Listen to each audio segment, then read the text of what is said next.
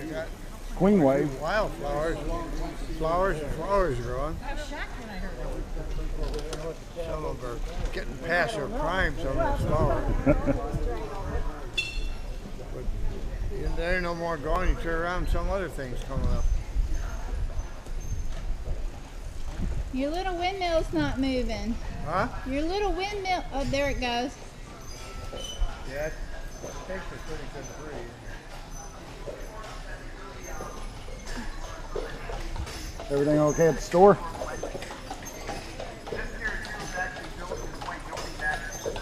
Nobody coming in buying anything. Huh.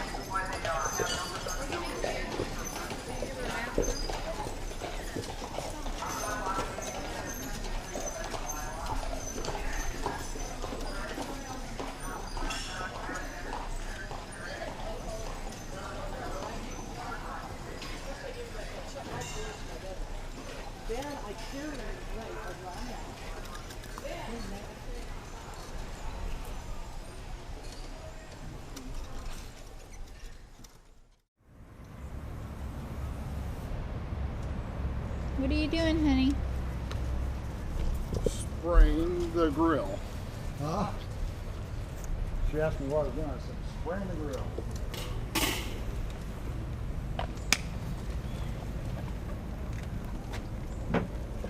That little spray can works pretty good. Yes, it does. Okay.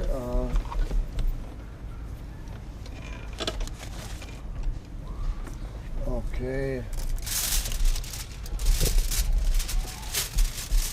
Well, if I get out of your way, you can put them on the grill. All right. And I'll. Which tongue do you want me to use for put them on? Those. These? Yeah. All right. It doesn't matter, but that's the one that. Okay. It really wouldn't make no difference. That would be the one I use.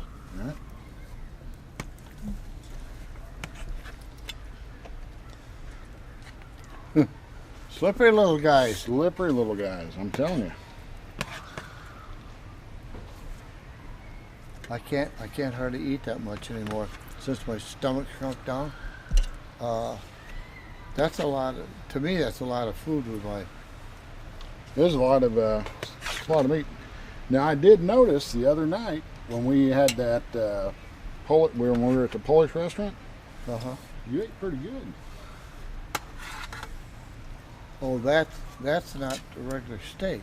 That's a different type of steak. Doesn't matter. It's Doesn't all matter? food. Okay. Yeah. Christy doesn't like a big thick steak, so guess which ones you're going to get. All right, here's the other tongs. And I'll take this back in the kitchen. I'll put this foil back in your shed here.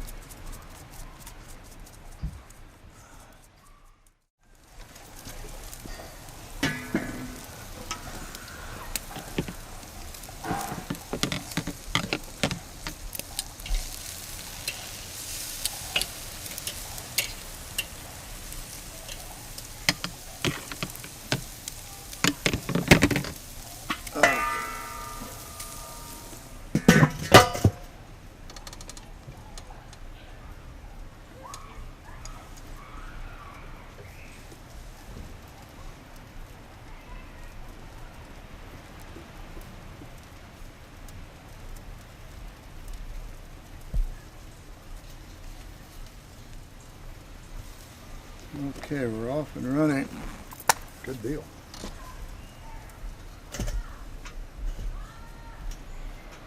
A little hot there. You want to close that up or open it? It got hot yet. I wanted to close it a little bit. It's good right there. Good right there? What I like to do is get it to where the smoke is still forcing its way out down here. Then I know there's plenty in there. Yeah.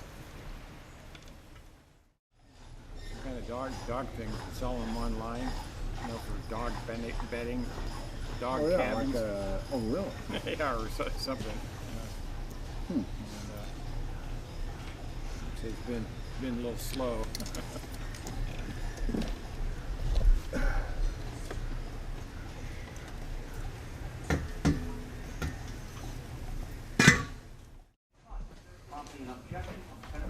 Oh, the corn. Yeah. Oh my goodness, look at that. It's amazing.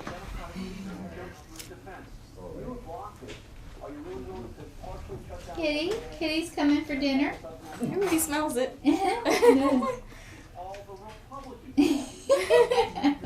Oh yeah, he definitely can be invited. It's funny. Hello. What should I say? Not that potato salad. Is that the Mashed potato salad? Ooh, that looks good. Hey, Mom. Okay. Is Stan coming? Randy. I don't know. We didn't invite her. Did you? I didn't know you guys were We have lots of barbecuing. foods. I think she took the boat. I wasn't sure. She Where is probably did. Carolyn? She went Says to open it's the She store. went down, she said she'd be She'll be back in a back. few minutes. Oh, she's just gonna reopen it and come back. Yeah. I'll sit there.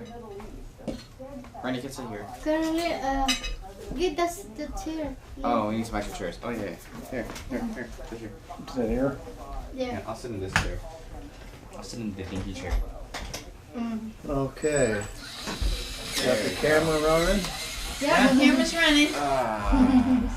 Good bread, good meat, good God, let's eat. Amen. Yay. Amen. Pass the tater salad. Cody will somehow join us. We have one seat open, so here comes the cat. Yeah, he'll join us. Oh, yeah, absolutely. Yeah. Yeah. What's that, Christy? Vegetable and macaroni. Your dad one is. Sounds good. Yeah, it's really good. Does it Here's have cheese in it? I will get a Yeah. big spoon. serving spoon. There's a cat in the porch. No, Oh, the kit's in. He's trying to get on the table. That's funny. There was a light one. I think it's this one. You saved a light one, we one. Yeah, I think. Oh, this could be it Big here. light like can wait. Yeah, I think that's it. I think that was Oh, thanks. a light one there. I think that like The a only white one one is we know. wait. Isn't this dinner? Good. I will get. That's enough. I wish I'd have done it 20 years ago. Yeah, right. Because I did all that studying. Then I really realized I don't have the energy anymore. Yeah. Or like Colin Powell said, I don't have the fire in the belly to run for president. Right. Well, it was really interesting. And the government, our government, if you wanted to import, there was a certain amount of information you could get. If you wanted to export, they bent over backwards, deluge of information. They just poured it on it. Yeah, and I had a conversation with somebody in the last year and a half. I can't remember who it was, but our government has some sort of a program for people interested in exporting. And Oh, yeah. There's subsidies and all sorts of grants They and help. oh to, yes, and they would even set you up with operating capital if you were going along successfully at a certain level and you needed quite a bit of expansion money to cover your export. They'd put it up. Mhm. There's all kind of stuff like that. And I'm sorry I didn't keep it, but Yeah. because I had enough to fill of several of those big cardboard cartons about import and export. And I wish I started thinking about it when I was really young, because it would have been interesting thing to do, way to make money. And let's face it, I like to travel, so that I could write off traveling to any country that I was importing from or exporting from. I always figured it go through You know, them. You know. some sort of a contact or a liaison in that country. Yeah. But Well, with I the would Chinese, think that they would be, with the Chinese government, it depends on what you're buying. But some of the things, they handle almost all of the transactions. The government does. That with you dealing with, say, you're sell souvenir toy boats to gift shops. Okay, you locate the company that makes these little toy boats, and you can do that on the website. You can find it. And then if you can't, the government will give you information, tell you how to. Yeah. Okay. Then at that time, you didn't deal directly with that company. You dealt with the Chinese government, and they were the liaison between you and them. And they're banking, and they handle the financial transactions. Mm-hmm. So There's no risk, really. there's no risk, and who cares? As long as you end up with $1 in your pocket, why? So if I had just been X amount of years younger, I would have gone with it. It looked very interesting. Brokers, you can be a broker and just do the importing, getting it through customs and duty and all that for a percentage. You get a percentage of. You don't buy it and sell it. Oh, You're just a broker for the guy that did buy it. You're just bringing the parties together Yeah. and getting a cut of the deal. And you handle the detail and the paperwork. And if it comes into import houses out, say in California, Washington or somewhere, then you know the routine of getting it out of there and So getting that- it so cleared and that- getting it all. That's the information you were studying, though? Yeah, Yeah. I'm studying all Right. that. And but the amount of stuff the government sent for exporting was just overwhelming. It was just. I've looked at a little bit of some of the stuff, and it looked like they more than willing to help you export. But Yeah. Well, I want to export candy. yeah, I want to see Grandpa's old-fashioned peanut brittle in Hong Kong, yeah. and I'll push to get it there too. I got a girl working for me from Hong Kong. Pretty good shelf life. In fact, I got a picture of me somewhere holding that fish in the boat a few minutes after I caught it. Oh, yeah. Yeah. That's a barracuda, right? Yeah. And these two here above me, one of them is a white marlin that I caught. The other's a sailfish that Tien caught, actually. Oh, yeah. Then I went out another time, and we're only gone 3.5 hours.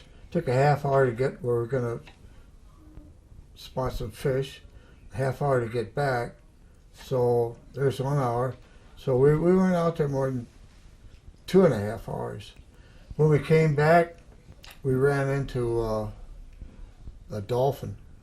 They really taste good. They're good eating fish. Not porpoise, dolphin. You say dolphin, people think It's porpoise. mahi-mahi. People think porpoise. Right. It's right. mahi-mahi, right? Yeah. That's what dolphins. You know how many we brought back in 3 hours? 52. Wow. 52. Yeah. Okay. I don't fish anymore. I just tell fish stories. Geez, you'd think it'd be up to 100 by now. Yeah. Okay, so now we're going to talk about your time growing up, mostly. So. Well, I haven't grown up yet, but. Well, your time as a child. Huh? Your time as a child, basically. As a child. So. You're asking me to remember 85 years ago. I know, it's really, I can't even fathom it right now, but it's like, what would be, tell me about your earliest memory. How, young you were, what it was. Well, I remember when I was 10 years old, a few things. I remember the church that I told you about that we went to, Mm-hmm. and the potluck suppers in the basement. And I remember the minister had a real cute little red-haired daughter, and remember Charlie Brown? Carol or somebody said that little red-haired girl. And I remember those potluck meals there. I remember I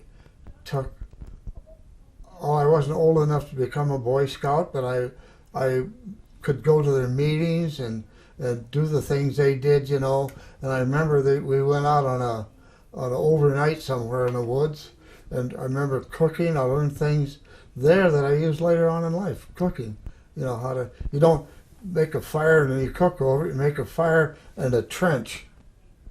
Then you pull the ashes. You pull the red coals into the trench. That's where you cook. And we would take potato, and we would there was a little creek near there, and we would make sort of a mud ball around the potato about an inch thick. We'd dig a hole, we'd bury it in the ground, and we'd build a fire on top of it. So when we're done cooking and eating the other stuff, we'd dig our potato out and it'd be all nice and cooked. Nice and good. Yeah. And I remember exactly that I was 10 years old because you couldn't get your pin till you were 11. And we never stayed anywhere very long. So when we moved, the scoutmaster said that he would mail me my pin. I haven't got it to this day. Say, the scouts owe me. Okay. And we moved so often, I don't remember all the towns I lived in. I don't remember all the schools I went to. Do you remember starting first grade? Yes, I remember I went to start the first grade, and because the school started the 1st, and my birthday was the 8th, I wasn't old enough and I wasn't permitted to come to school until midterm. Oh. That started me off with a real good attitude. And I remember up in Rutland, Vermont, I lived there one time, and we got there and I was ready to start the last half of the fifth grade because I started in midterm. They didn't have A and B or first and second. They only had A grade, period. So I had to start. They said, well, we don't want you to start the 5th grade and take the first half over again. So what we'll do is we'll start you can't start the second half, but we don't run it yet. So we'll start you the first half of the 6th grade.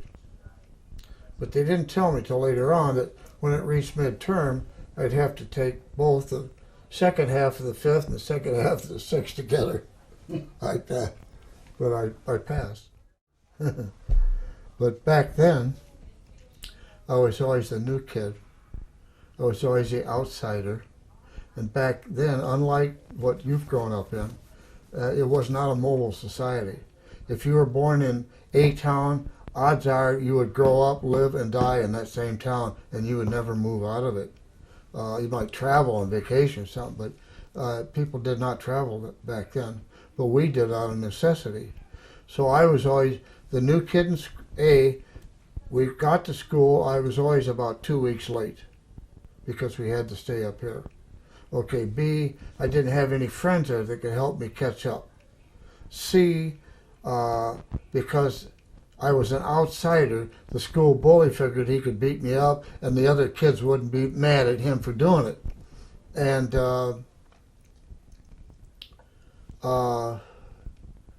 then the schools, they were there. I don't know how equal their curriculums were, but they were greatly different from school to school. Oh, yeah. Greatly different. I left Michigan. At that time, was considered to be the best schools in the state, in the country. We went to California. This is the first time I went to California. I don't know if I ever told you, but when I was later, teenager, World War II, we went out there. But this was back when I was like in the 4th grade, something like that. Well, we went out there and said, what grade are you in? The 4th grade. Oh, okay, we'll put you in the 6th. Not even a test. We'll put you in the 6th. Because Michigan was the best, they were the worst. Okay, I got in the 6th grade. I had everything that they taught me. I'd had it. I didn't tell them that. What am I going to do? Send me to high school? I'm only that big. And so I fought every bully in every school from Rutland, Vermont to L.A. So I learned to fight like hell, or I learned to run like hell, depending on how big the guy was. Wow. And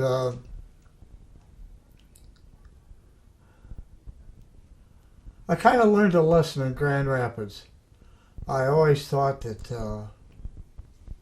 I thought they were kind of snobbish there. that, you know, the other kids, because I was an outsider, they were kind of excluding me. And one time, one of these kids asked me to a party at their house, which really surprised me. That really surprised me. And I went there. There was a bunch of little boys and girls, maybe 12, 13, 14 years old. And they took me in, and they were real nice, and they treated me really well. And I realized that, you know, I always had a chip on my shoulder because of the bad experiences from school to school. And I realized that part of it wasn't because they were little snobs. Part of it was because I had a chip on my shoulder. I was so defensive, you know. I figured, well, they're just going to treat me that way because I had been treated that way a lot. But I figured they was, and I learned a lesson there that learn what the people are really like. Don't just judge them. You know, learn what they're really like. And then we went back to Grand Rapids, and I'll tell you how it was, how normal it was. We went to Grand Rapids, and I went to school to sign up. I was about maybe the 6th grade. There's a playground, and they have a recess, and all the kids would go out and play in a recess. And I got there just about the time they all come out. So I looked for the meanest, toughest guy out there because I figured I'm going to see how this guy moves, if he's quick. I'm gonna have to fight him. He's going to be the school bully. Turned out to be the nicest guy in school. Turned out to be one of the best friends I ever had. Wasn't that something? That is, Yeah. So I was wrong about a lot of things. In that case, I was very happy to be wrong. His mom and his brothers were just the nicest kids, and his dad had been killed, and they had a really. We had it easy compared to them. When I went back to LA at the beginning of World War II, I was still in school. And I had taken drafting and a sort of an engineering drafting. And when I got out there, I was so far advanced there was nothing they could teach me. So the teacher gave me second year college drafting and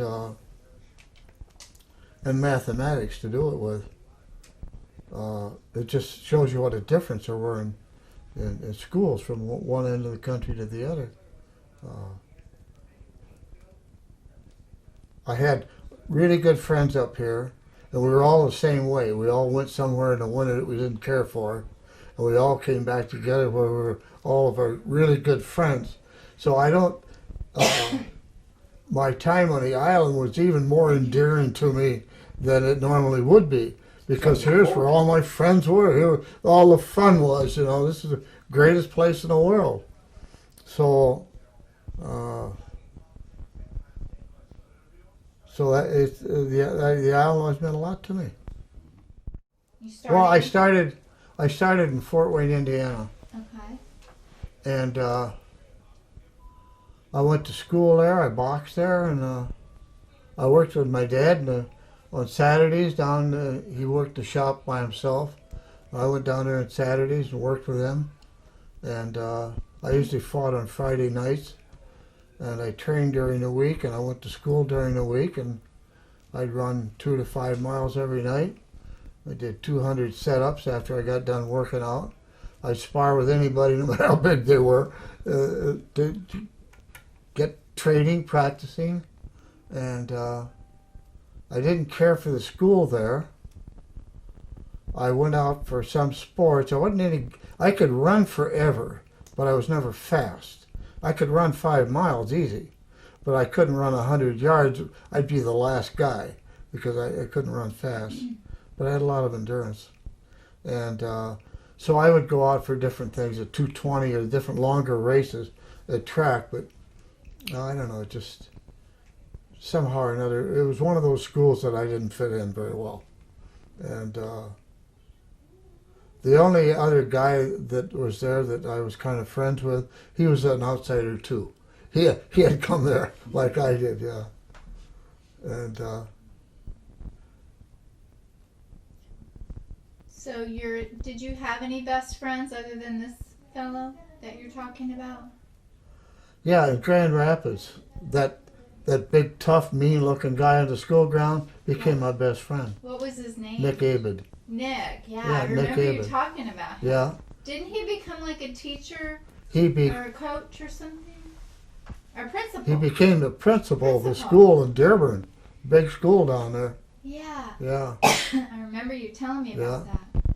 There's a guy that got up in high school at 3 o'clock in the morning, rode a milk truck, delivering milk and stuff like that. Then after he got done, he come home and changed clothes. He went to school. He came back. He studied till maybe 9, 10 at night. His father was dead. His mother couldn't even speak English. He had 2 younger brothers. He went to college, to U of M, or State, I can't remember. But it wasn't an inexpensive school. He went to a big school. He worked. He paid his own tuition. He paid his own room. He paid his own food. And every month he sent money home to his mother. Did you have a teacher that was influential with you? Like one of your teachers at high school or that you remember? Did anyone make a difference with you? Except the one in junior high school that I fell in love with.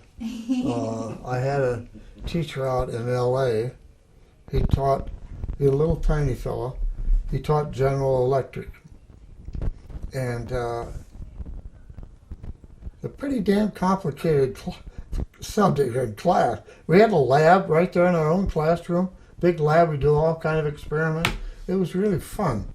And he made it even more interesting because he was very kind of sly when he talked to you. I come in one day and I was late, and I come breezing in, and he turned around and looked at me, and I said, well, better late than never. And as I turned around, he said, better never late. So I remember him very well. Then I had a math teacher in Grand Rapids who was also not the football, I think he's a basketball coach. And you're supposed to do so much homework every night, but not hand it in till the end of the month, and hand it in, something like that. And I just hated doing homework, and I just didn't do it. So I got to the end of the season, and he told me he was gonna. He said, Marv, he says, I know you know this like the back of your hand, but you didn't hand any homework in, so I'm gonna have to fail you. And I said, you can't fail me. It's the easiest subject there is. And so I asked him to give me the most difficult test he could think of, not the kind he gave to the other students. And if I passed at 80, 90%, I forgot, would he pass me? And he did. I passed and he passed me. And so I remember him for that reason. How did you get involved with boxing? Well, I knew guys in Fort Wayne. I was an outsider once again. Okay, and I knew one of the guys there that had fought in the Golden Gloves. And he got me interested in it. And as I didn't have nothing to do with it, anybody to run around with, I seldom did any homework. and I just started working out with him. And then he took me down to the gym one time. And back then, it's different today. Television ruined the sport of boxing, actually, because back then any medium-sized town, that's what Fort Wayne was. It's a good size, but it's medium. It's not Chicago or something. There'd be a north side gym and a west side gym, an east side gym, a south side gym, and so forth. Well, you'd go there as a beginner, and you'd go in there and you start working out. Well, they would have a trainer there, but you wouldn't have him as an individual. You're nobody. You don't have no reputation. They would put the gloves on. So he would take half a dozen of us guys that were in there working out, and we'd get up, we'd spar together. He'd watch us, and he'd see if he thought we maybe develop into something, and then he would teach us basics.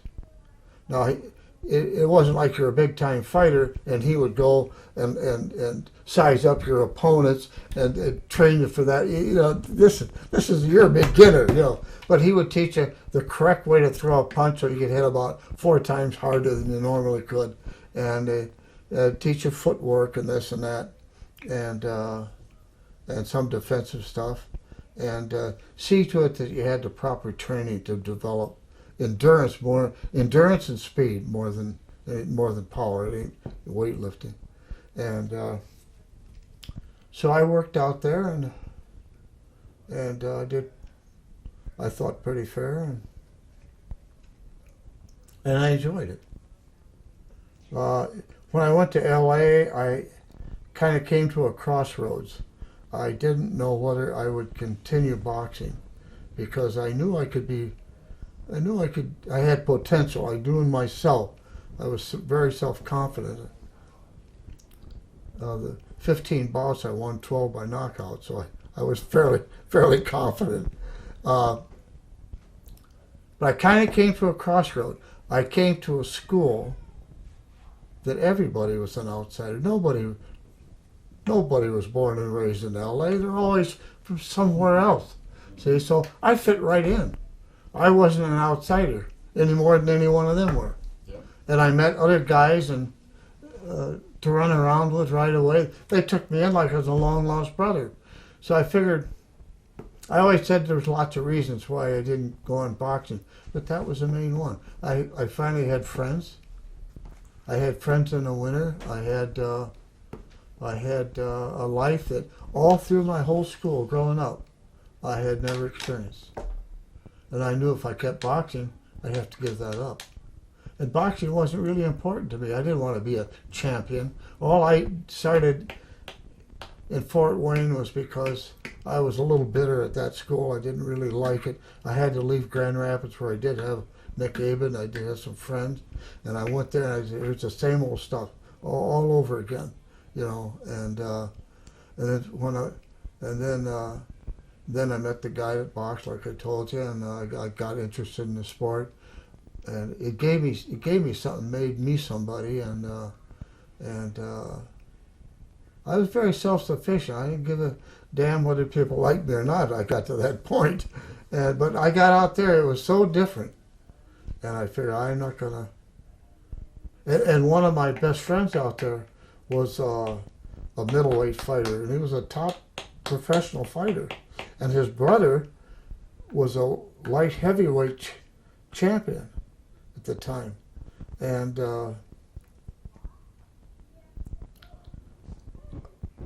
he got married then. And boy, his wife, she didn't want him to keep boxing. She didn't want him to end up on Queer Street, and so he quit boxing. But he was, I would spar open hands with him. You know, most guys do that box, and he was good. I'll tell you, he was good. I'd hated to get in the ring with him. I'll tell you, I think I would have had been a long night. Tell me about your first car. My first car was a 1931 Chevy. I paid $35 for it. Oh, wow. I bought the car. I'd never driven a car in my life, but I'd see how the other guys, they shift gears, and there's all, you know, gear shifts then with the clutch. I'd see how they did it. So I had to go down to apply for my license. So I drove the car down there. And that was the first I'd ever really driven a car. And I drove got my license. And on the way back home, I raced some guy. What year was that, or how old were you when you got it? Well, actually, I had a chauffeur's license before I had a driver's license. Okay. Because in World War II, you had to be 18 in LA to get a driver's license.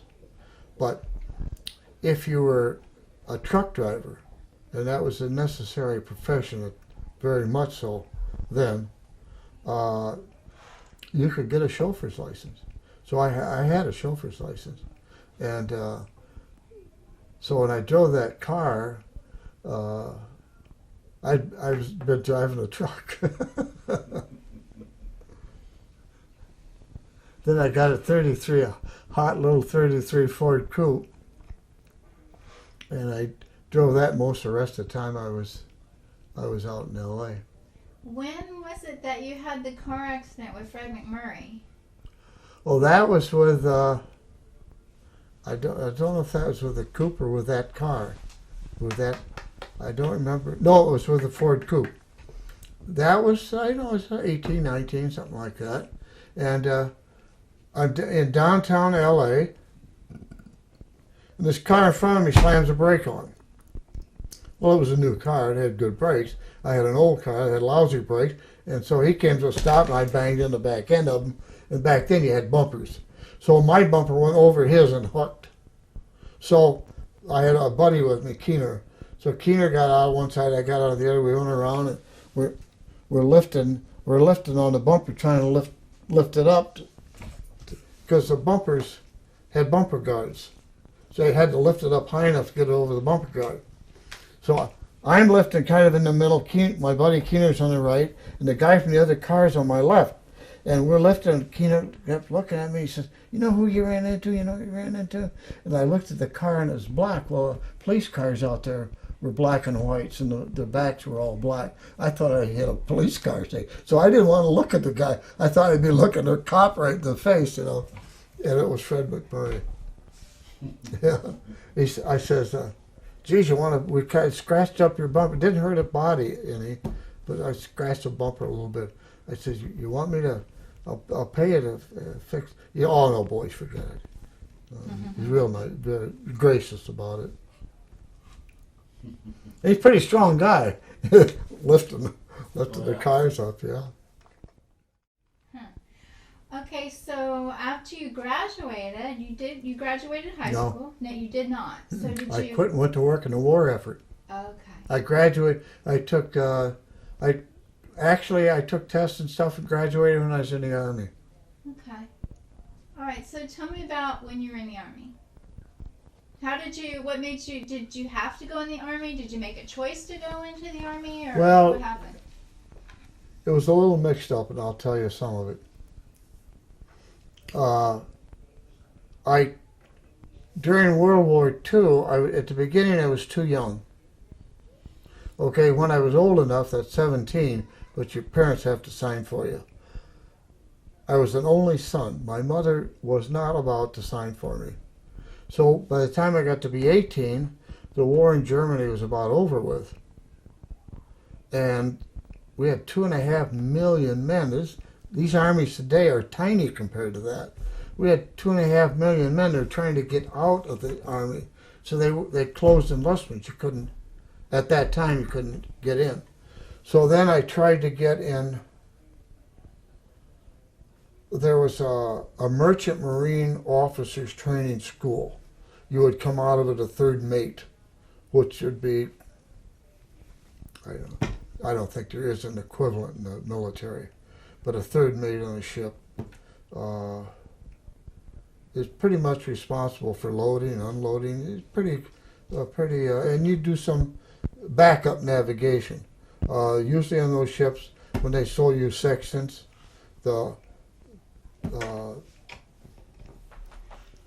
usually 2 or 3 of the officers would take readings and compare notes in case one was way off. There'd be 2 out of 3 would be good. So I didn't go in during World War II. So then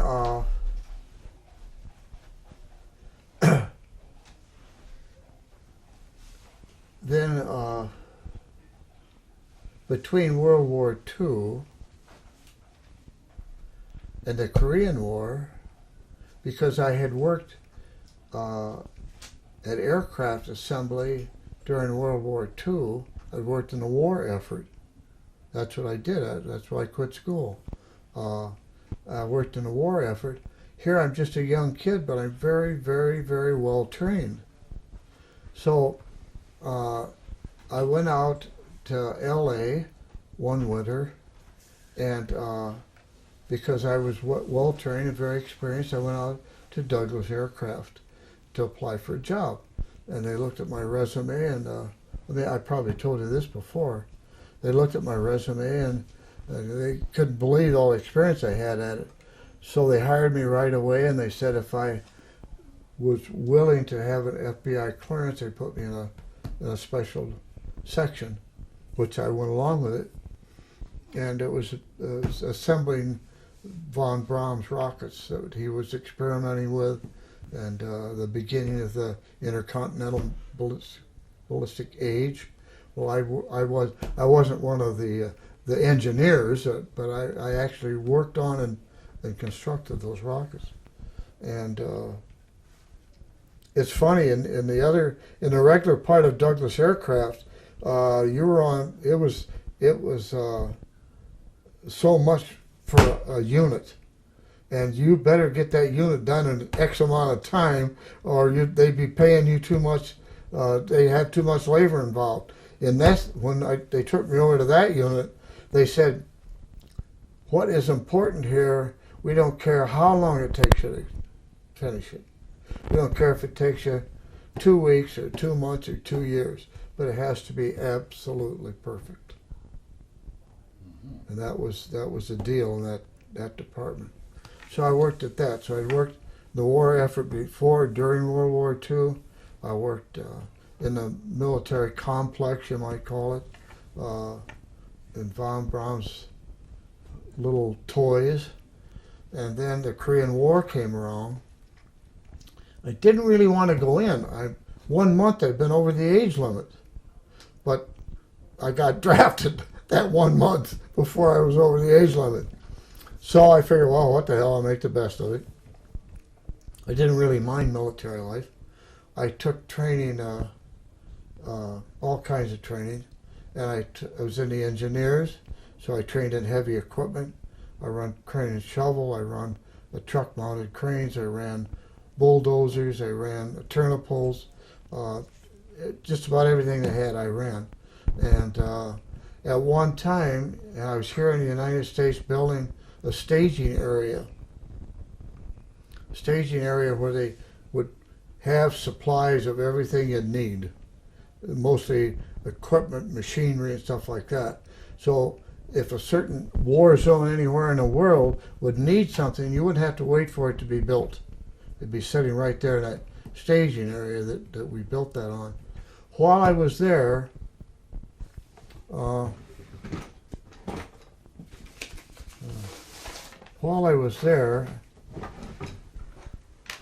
I had an officer and several enlisted men come to this base where I was doing this work at, and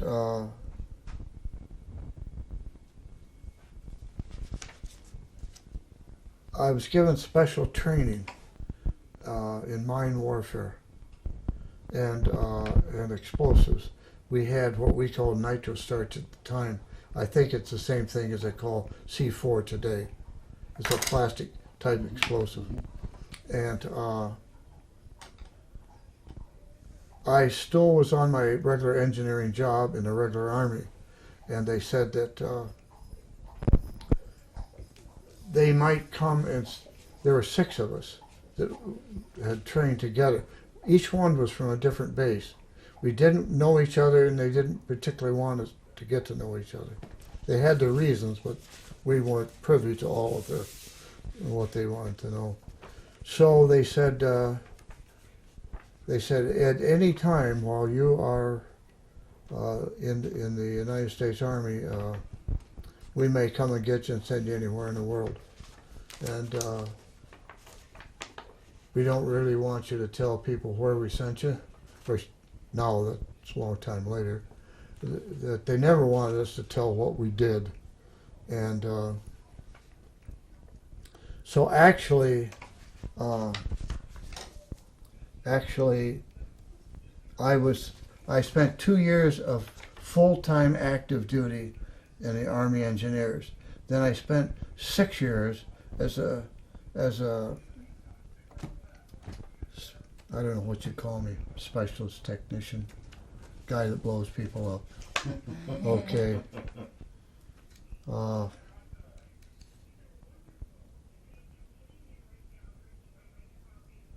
I went in 1952, and as you can see, I got out in July of 1960.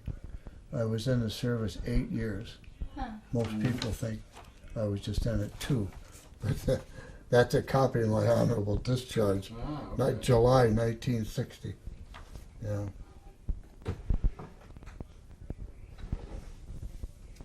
What about, I've heard you tell me about driving an ambulance. Oh yeah, that was kind of fun. I was doing this real heavy equipment job at this one base, and they had a little army clinic there. And a civilian doctor would come in there every morning, just like he was going to work, and then he'd go home every night. Okay, we had an ambulance driver, always had to be on duty. So they had a day driver and they had a night driver. All right, if anybody got a cold or had a hangnail, they could go there at this little clinic and the doctor would take care of them. If it was anything serious, they put you in an ambulance, they take you either usually to Air Force Base, which was the nearest military hospital. Okay, I got moved in there. That's a long story. I got moved in there as one of the drivers. And I had my own private room. The mess sergeant from my company would come over with a steak in the evening. The other driver that was there had a garden planted outside with tomatoes and stuff growing in it. And it was funny, I would get on, they would pull night duty and they would just sleep all night. Almost every time I had night duty, I had a call. And 99% of all of my calls were pregnant wives of servicemen that had to be rushed to a hospital. The nearest hospital, like I said, was this Air Force base, and it was 50 or 60 miles away. It wasn't in town. And I had the Cadillac ambulance. It would do exactly 92 miles an hour because I kept my foot right to the floor. But I was not about going to be delivering a baby. There was no medic in the ambulance. There was just me, the driver. So I asked the doctor, I says, what the hell am I going to do if one of these girls has a baby? He says, you pull over, you stop, you wrap the baby in your shirt and you bite off the umbilical cord. that was my medical training. So I wasn't in that very long because I got transferred to different things. And I was on honor guards, I was on a firing squad, all kind of things you wouldn't imagine. And A firing squad. then I had, it was an honorary thing. And I even had a bus driver's license. I drove a 42 passenger bus when they had to take a bunch of GI somewhere. They stick them in that bus, and I was one of mostly they were civilian drivers. But then an order came down that so many selected military men would be given training to drive that. So I did that. So there were good parts. I did spend a month in the military hospital once. That wasn't good. But I was offered a commission. My Captain Eastridge, who was a captain in a company that I belonged to that was attached to 6th Armored Division, he saw my true potential, I guess, and offered me a commission in the Army. But I was near the end, and I knew if I accepted the commission, I would have to spend an additional 2 years from the time that I received the commission. So I respectfully, probably if I was 3 or 4 or 5 years younger, I might have stayed in. My whole life would have been different. Any major decision you make don't just change today, it changes Yeah, forever. Changes everything, you know. There's some aspects of the Army I like. There's some aspects no one could ever like. And you live with, you know how it is. When you're a little boy, your mama sends you to Sunday school and they teach you to sing Jesus Loves Me. And then not too many years later, you go into service and they teach you how to kill. And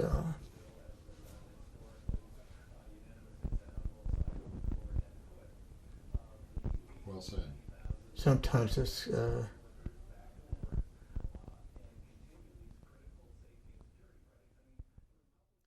Did you do, and who were your friends and things like that? well, I was fortunate to have quite a few friends here. We're all the same age and ran around together. And like Francie Murdick, we knew each other since when we came here. I was 3 years old, and I met Francie then, and we literally grew up in the summers together. And Jackie Coles, his mother and dad and the family had owned Davis's grocery store, which is the big store. Tony's, the big store across the street, the brick building. That was a grocery store when we were kids, and it was the best on the islands, better than Dowd's. And so there was Francie and there was Jackie and myself. We knew each other the longest. We were the closest. Well, then Howard Shama, Shama's gifts down there. There was Howard and Nisa were the children, and so Howard was one of the guys that ran around with us. And Arnold Sutton, his folks owned the building, which Tracer owns now, and the old fudge store is in. Okay. And so there was, us guys. And then we had other guys that would come and do things with us once in a while. And one of them was Skookie Fisher that I talked about the other day. And another one was a young kid that he didn't stay here all summer, but his grandparents brought him up here during the hay fever season. And I remember there were really little people, and like Christy. And so he ran around with us, and I don't know where it's at, but I've got a picture of all of us on a dock that we had built out behind the store, the old store. And we're all there. Plus another kid named Bill Doyle. His dad was actually was a lobbyist, but he had a cake job as a state park commissioner. And Bill Doyle was the nicest guy. And so this picture, and I took, and I had made enlargements of it, and a number of years ago, 8 or 10 years ago, all these guys were all alive, and I sent each one of them a picture of it, because there was Arnold Sutton, there was Howie Shama, there was Francie, there was myself, and there was Richie, and there was Bill Doyle. All of us kids, we ran around together. Behind the store, there used to be a porch there, and you could go down underneath it, and we would play horseshoes down there. We had horseshoes set up. And then we used to swim there in the lake. And we used to we'd get a board, and we'd carve a point on one end, and you could find lots of little pieces of tin that were probably strapping metal on boxes or something. And we would make a sailboat, and that tin would be the rudder. And we'd drill a hole, and we'd put sticks in it, usually 2 or 3 masts, and then we'd put big paper sails for it, square rig ships. And there used to be a dock where Shepler's is now. And then the wind would be coming across the bay, and we'd put our boats in there. We'd run like hell down to the back of the fudge shop and watch our boats race across the harbor. Just good, clean stuff that nice, good, clean kids did, you know.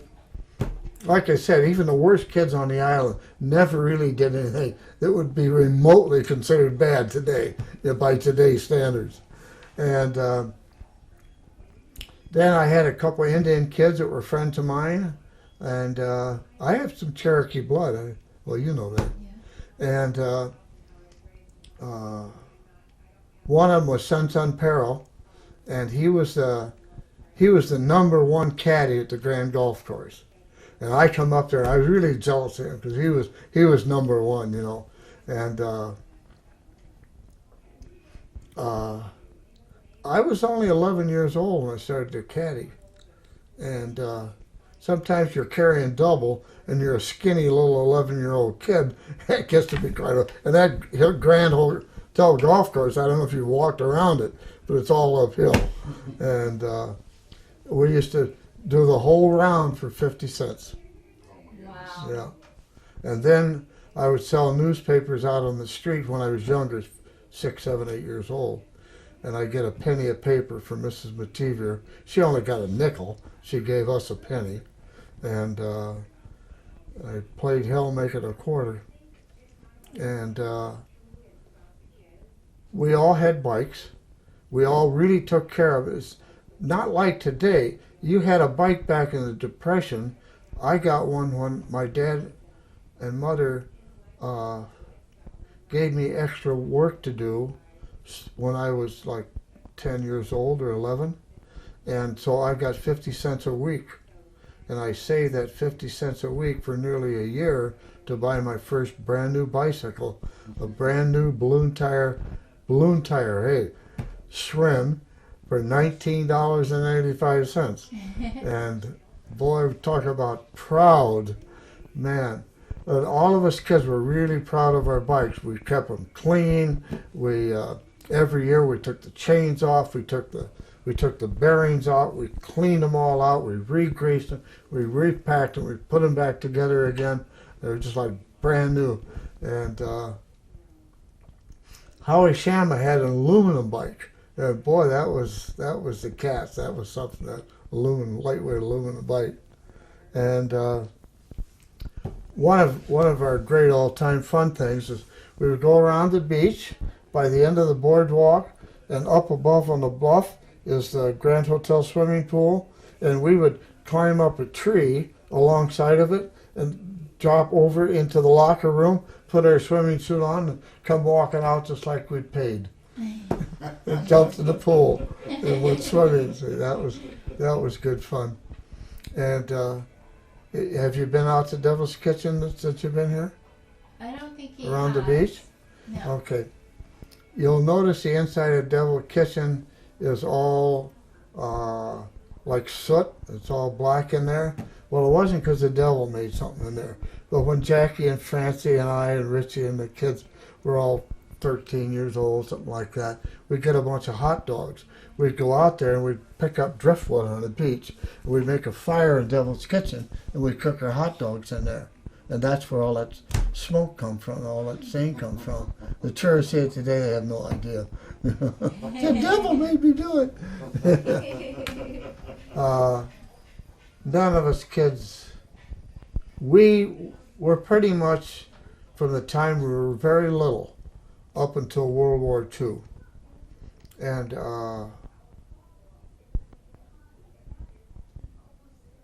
between World War II and Korea, there were a lot of islanders were in service for a small town. The local population, I don't think, has ever been above 600. And yet look at that memorial down there, how many people are on that thing. There's a lot. And Francie was in the Navy, and he was on a destroyer.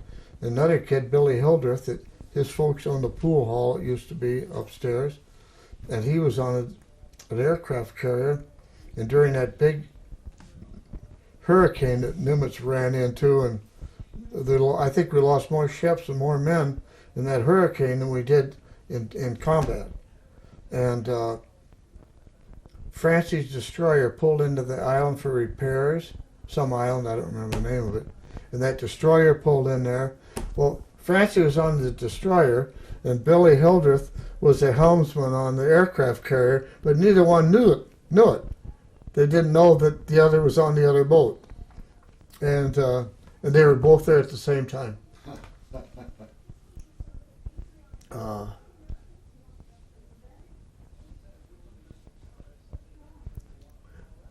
Then after the war, we pretty much all split up. We're all older. Jackie Coles, he got a job down in Detroit area. and except for a few visits back up here, he never lived up here during the summer again. Francie was a coal, at that time the boats that come to the island were steamships, the small ones. And Francie was a coal passer on Mackinac Island. Or coal passer means you shovel the coal, yeah. throw it in the boiler, yeah. And then he started, going the way of us folks up here. He got into the candy business.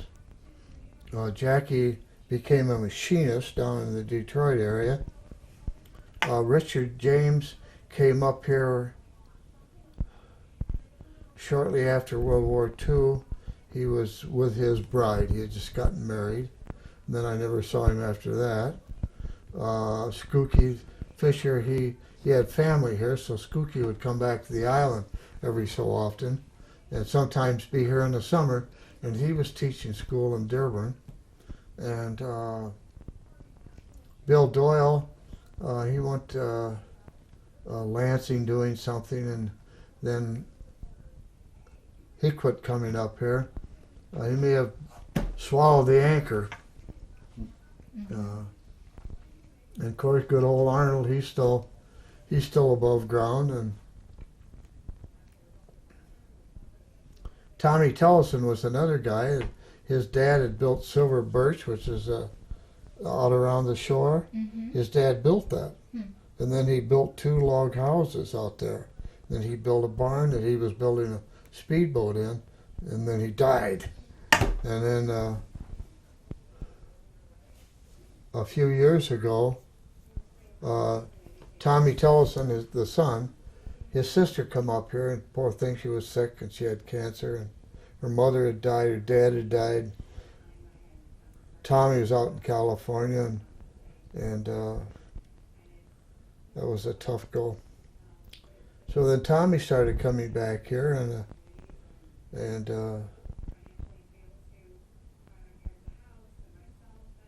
he was one of the last one of all of us kids here on the island that I've seen. And except Francie. I saw Francie the year before he passed away, which is 2 years ago. And so I'm the only one to speak the odds. Did you ever do you have any other jobs other than working in the candy store for your father, or was that mostly it? Oh, let me count the ways. Okay. I worked I started out working here I'll go right from the bottom up. I started out working here selling those newspapers for a penny a paper. At 11, I was caddying up at the Grand. At 13, I was working on the bike shop for Herb Pfeifferman. Okay. And I used to make more money when I was caddying. I used to make more money shooting crap than I did caddying, because I just had incredible luck. And I take my money that I'd make caddying, and I shoot crap with the other guys, and I end up with all the money. And then I worked in other cities and other states making candy with my dad in Fort Wayne on Saturdays, like I mentioned, and in a place in Ohio, and out in Los Angeles in Belvedere Gardens. I worked out there with him. Okay, then I had a job as that first job when I had my special license. I was a truck driver, and I worked before that. I was still going to school. They didn't have automatic pin setters. You had to set them by hand. You'd pull a rack down, you throw the pins in, push the rack down and put it up. I was a pin setter in a bowling alley. I got 50 cents a line for it. And I worked at F.E. Olds making musical instruments. At the time, they were nationwide. They were the best known musical instrument of the time. Trumpets, trombones, saxophones. And I started in there as a machinist, doing some of the machine little parts that made a machine.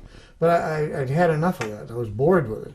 So I got in the hand forming department, and I made the bells and all kind of stuff. And that was enjoyable. And I worked at out in Hawthorne at Pacific Pump Works. That was one of my first war effort jobs, and I was making parts for bombers out there. And then I worked in making machine gun parts in another place. And then I worked for the mobster Mickey Cohen out there for 2 winters, and doing nice things.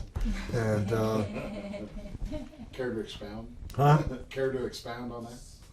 Yeah, I started out as a numbers runner. Okay, a numbers runner, if you don't know what it is, you go around, you pick up policy slips. Today they have lotto.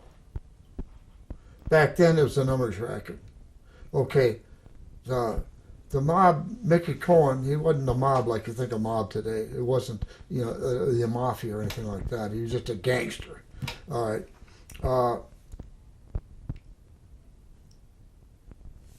He would have all kind of places. They'd be especially restaurants, little restaurants and gas stations and all over where you could go and bet like you do on the lottery. The thing is, for every $10 he took in, he kept 1 and he gave back 9 in winnings. Now the state, they take in 10, they keep 9, and they pay back 1. Who was the crook? All right. So I was what they call a numbers runner. Well, part of that wasn't just numbers. He also had pari-mutuel, also had bookies. Bookies all over. Everywhere you go, there were bookies, and you pick up the slips, and you take them into where they went over. The rest of the guys went over. Okay, then I guess because I had an honest face, he made me a bag man. Okay, it's a entirely different world to become a bag man. You pick up the money. Okay, I would have what in today's dollars would be $500,000 sometime. Big money.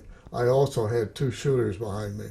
Mm-hmm. Yeah, here'd be a block, and here'd be a place they were going to go in and pick up money, and they drive along and they go around a block this way, around a block this way. Here, and they stop and they let one shooter out here. They go around the corner. They let me out there to go in and make the pickup. They go down the street and they park. This guy would get out of the car. I would come out of here. The shooter would come around behind me.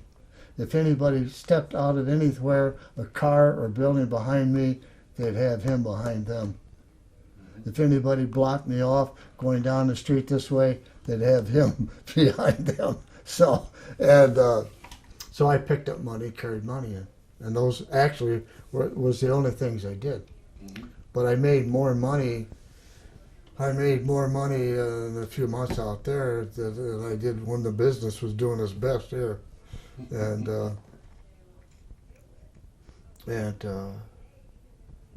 But things sort of deteriorated, and I decided that was one of the times when you asked me the other day about the influence my dad or parents might have had on me. Well, part of that influence is, which way am I going to go with my life? Am I going to stay with this and maybe get involved in stuff that I don't want to be involved in? Because you get in so deep, then you ain't going to get out. Or should I sort of change my direction in life? And I thought, well, my dad and mother, they have pretty good direction. They set a pretty good example. I think I'll follow their example. And I was always glad I did, of course. And then I also I worked for a place that made all kind of glass, not just windows, but they made mirrors. And the guy wanted to teach me a trade. He said even during the Depression I made good money.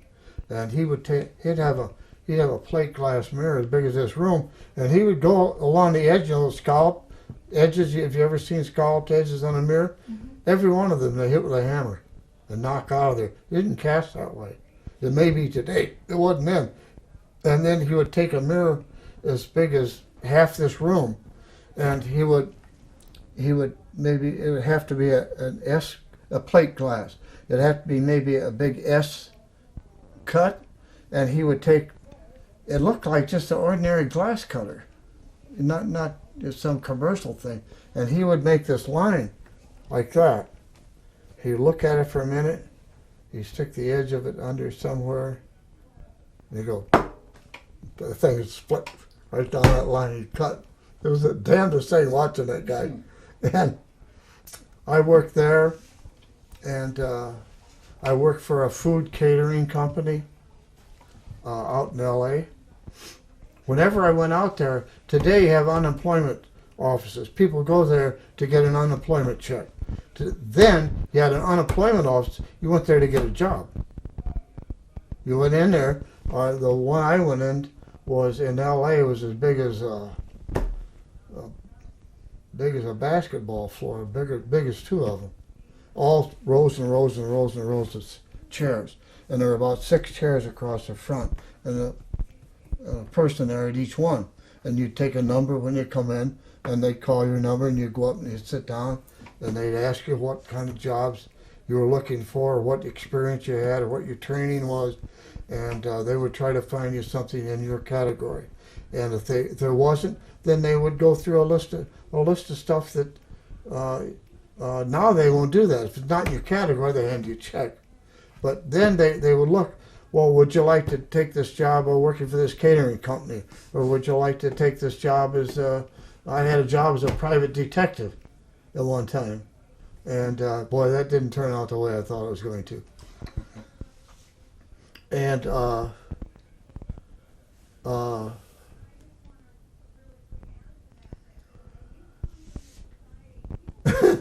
was up in Portland, Oregon, and it was really, the economy was horrible up there. And Cousin Billy and I, we couldn't find a job anywhere. So we went over to on the golf course where he caddied, there was a little lake there.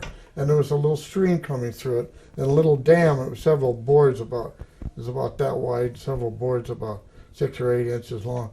So Billy got a bushel basket, and he said, "Marv, take off your shoes and socks." We went there. It was still dark, and he says it's going to be about 2 hours before it starts getting light. So I didn't know what the hell he was up to. So he pulled the boards out of that little dam, and he drained that little lake. So just as it started getting light, when you could just barely see, we would wade into that lake and pick up golf balls. And we picked a whole goddamn bushel basket full of golf balls. And then we took them, we cleaned all of them. There was a place downtown, we went and we sold them. And it didn't hurt nothing. Nobody was going to go in there and wait around that mud for lousy golf balls, but a couple of kids out of work did. And then we were in a pool hall there, and a guy was watching us play. My cousin wanted to go there and play pool. He was probably the worst pool player I ever saw in my life, and so I just sort of dubbed along not to embarrass him too much. And so this guy came over and he asked me if I wanted to play a game of snooker. And I said, well, yeah, I'll play a game if Billy don't mind waiting. And so when the guy went back over to the table, he'd been practicing by himself. Billy said, "Hey, that guy's a professional player." He said, "Don't bet any money." So I went over there and the guy, "Well, you want to bet a few bucks?" "Well, yeah, I don't have very much. So I bet $10 or something, which would be like 100 now. And I ran the full rack, and he was so disgusted he never got a shot. I ran a full rack of he put his cue up, handed me $10 and walked out. So you could do it for a couple more days. Yeah. And I worked with my Uncle Bill at Christmas making candy canes. And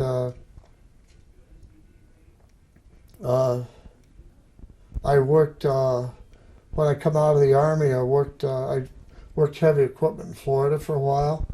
a truck-mounted crane and a track-mounted crane, and we would go downtown. I remember one time with well, I worked a drag line in a place that sold topsoil, and you spin and throw out the drag bucket.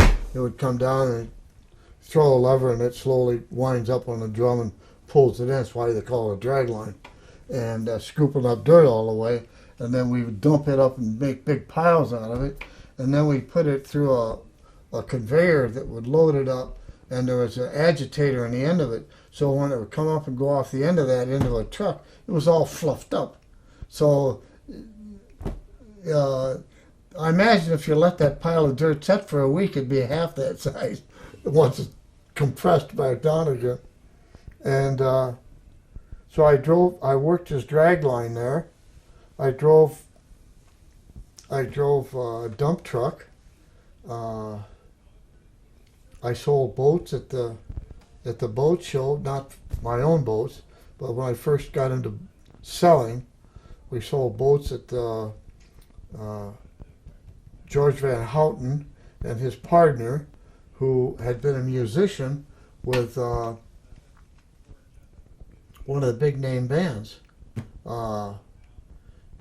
They owned a small boat, a retail boat place, sold boats and motors. They worked on motors more than they did selling boats. Well, Arbib got them into selling boats. So I worked the boat shows with them. And so I worked on that. And I worked as a painter one time. And that's when I first married your mother. Mm-hmm. And because I'd done a lot of painting up here. And tell me a little bit about working for your dad in the candy store. Well, I worked with him here, and like I said, in Fort Wayne. I worked with him in L.A. I worked different places with him, making candy. I enjoyed doing it, and he was a perfectionist at it. Mm-hmm. And so, if I had only worked here with him, I'd only know how to make fudge and peanut brittle and glacé. That'd be it. But because I worked on these other places where they made a general candy, some of them didn't even make fudge. I learned how to make a lot of things that I never would have known how to make. Plus, I gained enough experience, I can pick up recipes that I maybe have never made before. But I can look at the ingredients and I can tell you exactly how that batch should be handled, because I have made similar, batches, and I know the way. You know how to do it. Mm-hmm. At the time, when did you realize that you would be in the candy business for the rest of your life? I did at a point. Mm-hmm. I was still pretty young. I didn't really know as I was growing up meaning a young teenager, early 20s. I didn't really know. And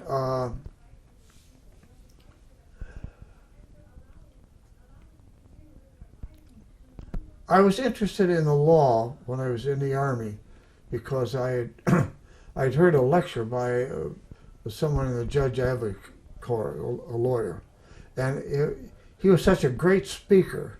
He influenced me a lot about my interest in the law. And then I was in a military court trial as sort of a side figure, but I was still charged and cleverly gotten out of that. So that interested me a little bit more in the law. And I thought when I came out that I might want to go to college and become a lawyer. I'm glad I didn't, but my folks, they were more than glad to send me. And nobody in our family had ever been past the 9th grade. So when I came out, I kind of had a decision to make, first of all, when I was offered that commission, whether I'd stay in or not. And I had got to a part of my military obligation that I would never stay in and have to go do that but the engineers I liked. I liked that, and so I had some second thoughts there. Then when I got out, I seriously considered going to college and studying law. And then I also, although I couldn't get into Maritime Academy during the World War II, I thought of going to it afterwards. Because when I tried to get into it, they said, well, there's a 3-year wait. But it was, all of these things were right about at the same time. And actually, I was close to 30 years old. I was 28 years old when I ended the first 2 years, and then I was still involved for 6 more. But I had a certain area of freedom that it was a very screwed up part of my life. That 6 years. That was a Cold War with the Soviet Union. It was a mess. And but once I kind of get past that hurdle, then I realized that